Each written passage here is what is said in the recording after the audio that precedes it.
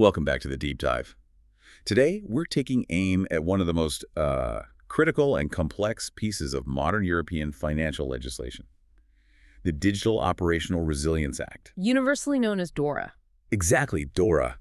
Our mission here is to cut through all that legal complexity, that administrative fog, and we're going beyond just the official text of the regulation to look at a really vital practical solution for implementation, the NOREA DORA in Control framework. Version 3.2, to be specific. Right. And this deep dive is, well, it's essential for you if your job involves IT integrity, managing risk, or just charting the compliance course in finance. We're here to give you that shortcut to being prepared. And preparation is, it's really not optional anymore. DORA came into force back in early 2023, but the date that matters, the application date, is January 17th, 2025. So it's imminent. It's right around the corner. Yeah. This is not a future problem. It's a mandatory implementation reality. For financial entities across the EU, this date marks a huge shift in how they govern operational security. It changes the whole conversation. It completely changes it from if we get breached to how fast can we recover and adapt. That urgency is just palpable. And, before we dive into the specific compliance hurdles DORA introduces, we should probably mention where you can find trusted resources for this exact challenge. Yeah, that's a good point. The amount of information can be overwhelming. It is. So we want to thank our sponsors for supporting this deep dive. For navigating all those technical mandates and organizing your strategy, you should look to www.compliancehub.wiki. A lifesaver. And for finding the actual security tools and market insights you need to implement robust controls, visit www.CISOmarketplace.com. Both are just invaluable for managing risk in this new landscape. Okay, so let's start with that big shift that DORA formalizes. Historically, the entire sector's defense strategy was all about one thing: cybersecurity. Just securing the systems. Right. The focus was narrow. It was on perimeter security, keeping the bad actors out, preventing data loss. So it was basically just building a better lock on the front door. A better lock, exactly. But DORA recognizes that relying on a perfect defense is, well, it's just not viable anymore. The modern financial world is completely dependent on its ICT systems. Totally. We're talking about everything: instantaneous trading, treasury management, fraud detection, global transactions. I mean, if these systems fail... Whether it's an attack or just a hardware failure. Right. It doesn't matter the cause. The consequences are immediate, they're severe, and they can be systemic. And the source material we looked at was pretty stark on this. It said the risk level has gone from just financial loss to what they're calling an extinction-level threat for some institutions. With the potential for market-wide instability is huge. Yeah. Which brings us to the core of DORA: comprehensive digital operational resilience. So moving beyond just defense. Way beyond. It mandates the ability to, and this is key, anticipate, withstand, recover from, and adapt to any kind of adverse condition or attack. So it's a full life cycle approach. It's a full life cycle approach. It means everything from threat anticipation and testing through crisis management, rapid recovery, all of it, and ensuring service integrity under all conditions. That holistic approach is what makes it so weighty. So what about DORA's legal standing? Why does this particular regulation carry so much power in the EU? That's a crucial detail. DORA is an EU regulation, not a directive. And what's the difference there? Well, a directive, like NIS2, sets a goal, and then each country has to write its own national law to meet that goal. It can lead to delays and variations. So you could have 27 slightly different versions of the law. Precisely. But a regulation is different. It has immediate, uniform applicability across all member states. It's binding, it's standardized, there's no room for interpretation. And it has a special status compared to NIS2. Yes, it's deemed lex specialis, the special law. Because its rules for the financial sector are so specific, they take precedence over the more general goals of NIS2. Got it. So DORA is the ultimate authority here.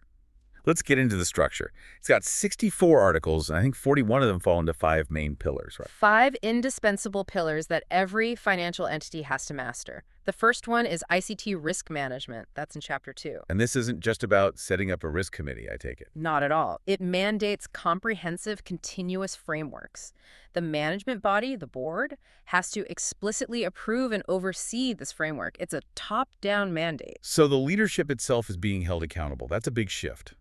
Okay, Pillar 2 is about incidents. Pillar 2, incident management, classification, and reporting. This is where the real pressure comes in. It standardizes how institutions report significant ICT incidents. And there's a tight deadline. An extraordinarily tight window.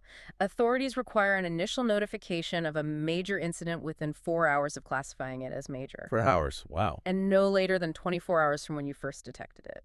4 hours demands pre-tested procedures, not a frantic scramble to figure out if it's major or not. But when an incident hits, aren't IT teams focused on containment, not paperwork? They are, which is why DORA demands you have detailed, pre-approved internal criteria for classification. Based on what? Things like the number of clients affected, duration of the disruption, the service impact. The clock starts ticking the second you realize you meet that criteria. It forces you to invest in monitoring and training. Okay, that makes sense. Let's move on to Pillar 3, testing. Digital operational resilience testing. DORA mandates a really comprehensive and regular testing regime. Vulnerability scans, component testing, and for the big players, something called advanced threat-led penetration testing, or TLPT. And TLPT is key here. It's not just a standard audit. Not at all. TLPT simulates the tactics of real-world sophisticated attackers. It forces you to test your detection and your response capabilities against a coordinated attack. If you can't even detect the simulated attacker, you fail. Ouch. Okay. Pillar 4 hits on what might be the Achilles heel of modern finance. Third parties. The reliance on external providers. Exactly. Managing ICT third-party risks is maybe the most far-reaching part of DORA. It mandates intense scrutiny over outsourcing, rigorous due diligence, specific resilience clauses in contracts. Like what? Things like clear exit strategies, data access rights if a provider is in distress, and critically managing concentration risk. You can't be overly reliant on one or two key providers. So you can't just put everything on one big cloud platform without a plan B. You can't. And the oversight goes deep. DORA requires you to look into the entire subcontracting chain. If your provider subcontracts a function, you still need visibility and assurance down the entire line. That's a huge new level of oversight. And the last pillar. Pillar 5 is information sharing arrangements. It promotes the voluntary exchange of threat intelligence. The idea is simple. A collective defense is the strongest defense. So that's the main text, level 1. But the real headache, I hear, is in level 2. The devil is always in the technical details. DORA is an enabling law.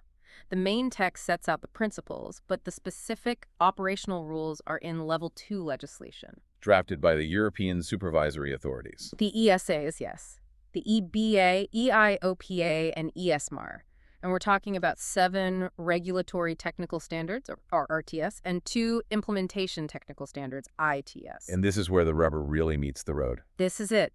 The RTS documents dictate the specific content for the risk framework, the exact criteria for classifying incidents, the contractual requirements for vendors. The ITS documents provide the literal templates you have to use. So you've got this explosion of detailed mandatory requirements. It must create a massive information fog for compliance teams. It creates analysis paralysis. You have legal interpreting the regulation, IT trying to map controls, and the business just needing a summary. And that's exactly why having dedicated resources to organize this data is so crucial. If you are struggling to keep all 9 of those level 2 standards straight, resources like www.cisomarketplace.com and www.compliancehub.wiki are designed to bring that clarity and structure to all this regulatory chaos. Right. Now, let's talk about the main challenge with implementation. Even with all that detail in level 2, DORA is still, at its heart, principles-based. Which sounds good. Flexible. In theory. But in practice, it leads to what the source calls a multifaceted interpretation. Legal, IT, and business all speak a different language, which makes a unified implementation really difficult. The translation tool is missing, which is where I assume the NOREA, DORA, and control framework comes in. Precisely. It's the bridge. Developed by IT auditors, it translates all that dense legal text from level 1 and level 2 into practical consolidated controls. And how many controls are we talking about? The framework consolidates everything down into 95 individual controls, all organized across 8 domains. It makes it manageable. And what are the framework's goals, beyond just simplifying things? Well, first is simplification, making it accessible to everyone. Second, it's a direct tool for running DORA gap assessments, which regulators are starting to ask for. And the third? The third, and this is the most important, is that it adopts an engineering perspective. It shifts the focus away from just checking a box to solving the actual systemic root causes of resilience issues in your ICT environment. I like that, the engineering perspective. It Right. changes the whole mindset. But how does an institution using this tailor it to their own size and risk profile, which DORA allows? That's where the engineering perspective demands better documentation. The framework champions the 5W1H method. What, who, where, when, why, and how? Exactly. For every single control decision, you document all 6 of those. Can you give us a quick example of how that works in practice? Sure. Take a control for data recovery. Instead of just saying, yes, we have backups, the 5W1H method forces you to document. What data is backed up? Who validates it? Where are the failover sites? When is it tested? Why did we choose a 4-hour recovery objective instead of 1 hour? And how is success measured? Documenting the why forces leadership to actually justify their risk appetite. It makes compliance an active engineering decision. It's a much more robust approach. So if an organization adopts this framework, what's the roadmap? 4 critical steps. First, you have to identify your critical and important functions. Know what services are essential. Second, do a risk assessment on the ICT that supports them. Third, deploy the framework to run a full gap analysis against those 95 controls.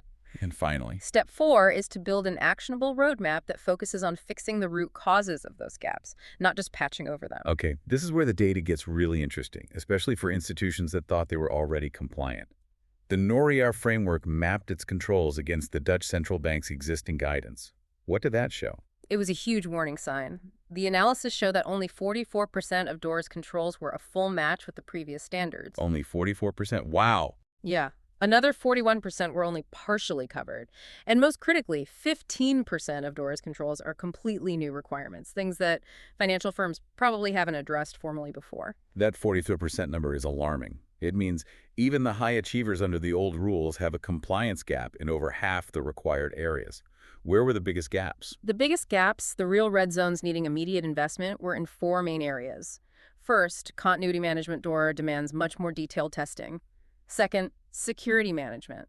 Third, incident management, especially with that 4-hour rule. And the last one has to be third parties. Third-party risk management, absolutely. It requires extensive new processes around contracts and monitoring the entire subcontractor chain. That really hammers home DORA's message that the whole ecosystem is the potential point of failure, not just one company. It does, and that data mapping is crucial for anyone listening. It gives you a surgical view of where your old practices fall short and where to put your money and effort right now to meet that 2025 deadline.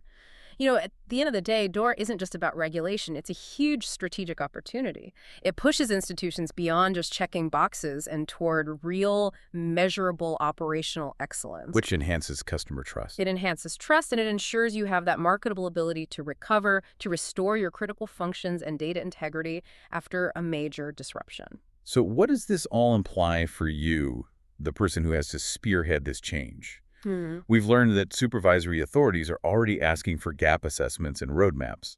So if the regulators are demanding you prove your preparation now, what does that imply about the level of leadership engagement and resource allocation that has to be happening at the management level today?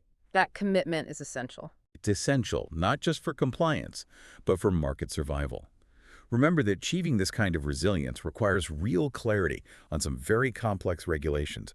We hope this deep dive into the practical application of the NOREA framework helps you chart your course. Thank you once more to our sponsors, www.compliancehub.wiki and www.cisomarketplace.com, for supporting this deep dive into making compliance truly actionable. Thanks for tuning in. We'll see you on the next deep dive.